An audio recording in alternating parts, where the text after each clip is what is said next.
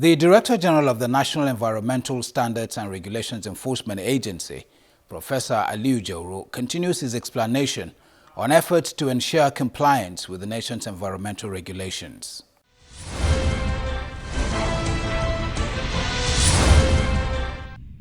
I'd like to take you to a study that is done by Global Network, Basel Actual Network, that says about 500,000 used computers and 60 tons of e-waste, that's 75% of which are junk and unserviceable, are imported into this country annually. How do we stop this? And by the way, are you concerned about the effect of e-waste as well? We are very much concerned because we know the effect of e-waste. They are very harmful to the environment. Most of these electronics, they come with a lot of hazardous materials. They come with heavy metals, and our people are not well enlightened. They use them and they dispose them the way they like. So when they are disposed of, for instance, some of these heavy metals, when there is rainfall, the rain will wash them down and they may get down to the aquifer. So when you take water from boreholes or wells that are polluted by some of these substances, you can get a lot of health issues. They tend to accumulate. When they reach a certain concentration, they can cause a lot of health hazards. They are life-threatening.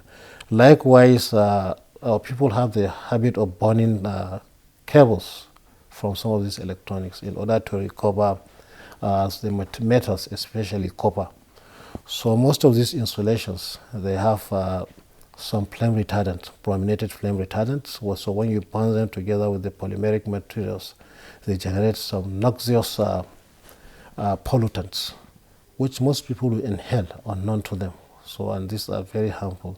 So as an agency, we have regulations to do with this electronic waste, and the importation of near end of life electronics is not allowed into Nigeria. So NEST, as an agency, in collaboration with the Nigerian Customs, we have made a lot of arrests of some of these electronics, which we always turn back to the country of origin.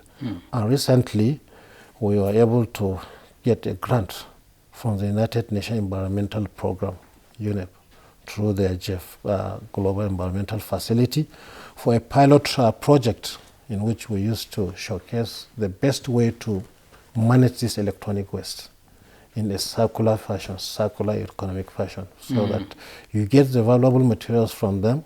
The little that cannot be used will then be disposed in a sound environmental manner. That leads me naturally to my next question, which is a solution that has worked for other climes, recycling. Why is that such a big issue for us here? Why can't we recycle? We are already recycling, but in an informal way. If you go around as early as 5 o'clock in the morning, you can see scavengers, for instance, going from one house to another, looking for items like water bottles, metallic materials. Now if you go around, they can hardly find any metal. So all these items, they are picked, they are taken to collectors, they are being recycled. Only that most of these recyclings are not done in a formal way.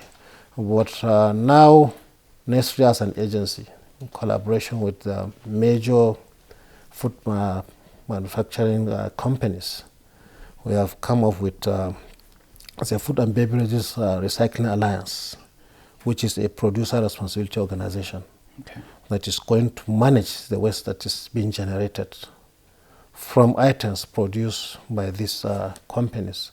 So we hope to get many companies on board. So this PRO will be responsible for managing the recyclers, which will be formalized, and also the collectors, so they will collect the waste. So when this is done and optimized, then we are going to have a full circular economy, so that whatever is produced, if it can be recycled, we take it back to the system in order to get the economic value again out of it. So this is going to be done in a sustainable manner. There is another issue that you've been on about and talking about for some time now. I'd like you to throw more light on it, and that's the emissions from vehicles and generator. We're talking about how to control them. Tell me more about what you're doing. The National Vehicular Emission Control Program and the National Generator Emission Control Programs. These two programs are the projects of the NESTRIA. So we know both the generators and the vehicles, they use fossil fuel. So when this fossil fuel is burned, they produce a lot of hazardous pollutants. One of the major ones is carbon dioxide. Carbon dioxide is one of the greenhouse gases. So we are targeting the control of emission from these stationary and mobile sources so that we ensure that only those that emit within the tolerant limit are allowed to operate. So in such a way, we hope to generate data on the emission coming from these sources from Nigeria, which can be used for carbon credit again. That's my interest precisely, because I know when that issue came up a while ago, there was an uproar from everywhere. How do you intend to, humanly possible, go around the millions of generators in this country and want to ensure emission? Is that something that is achievable? It's quite achievable, because the agency is going to work in collaboration with other law enforcement agencies. So when we get down to states, we will need the buy-in of the state governments, because we are going to work in their domain. So we are going to have collaboration with the Federal Road Safety Commission, the police, and other relevant agencies. So, but very soon we'll embark on sensitization. First of all, people need to know much about these programs and the benefits they tend to gain, because we are all doing this in order to save our environment. And we don't have where to stay unless we secure the environment. Absolutely. The environment is you and me. So without the environment... Professor Jaro, before I let you go, can you put a time limit to some of these promises you've made about the sensitizations, for instance? Because this is a matter of urgency. So how soon before we see, one, the laws you're talking about, and two, a full rollout of the sensitization you're planning? As soon as possible. But, you know, there are a lot of challenges. When you talk about sensitization, we need a lot of money. You know how much airtime costs. The best way to sensitize is to use the media, especially those that have a very wider coverage. If you are talking about media, the television stations, for instance, in Nigeria, when you want to talk about it, stations like channels, they have a very wide coverage, and the NTA, and you know how much you charge per minute.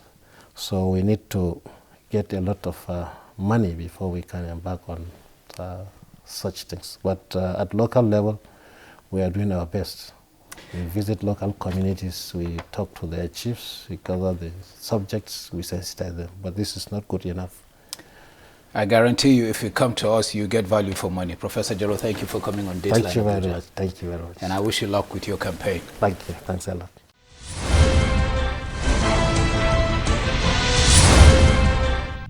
Thank you for your mails and tweets. As always, I have a mail from Rob Holman, who wrote from the UK.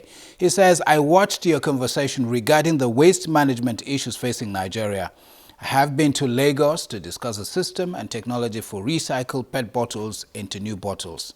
The Standards Organization of Nigeria have developed a minimum standards directive for recycling these plastics for packaging. Now, this shows that Nigeria can manage bottle waste, which is beneficial to everyone as long as government can actively support investment in required technologies. Keep sending in your views and comments using the email address and Twitter handle on your screen.